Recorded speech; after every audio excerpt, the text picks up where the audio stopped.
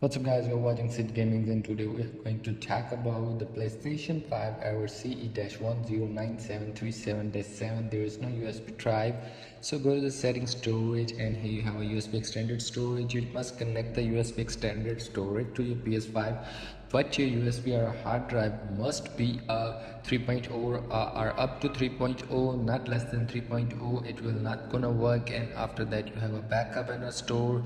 Simply you just go, there is a USB drive connected, you get the error same like this, not connected. So you must have a USB 3.0 or up to 3.0, a latest technology, then it will be work with your PS5. Less than 3.0 it's not gonna work with your PlayStation 5. Even you connected with your PlayStation 5, you get the same error on it.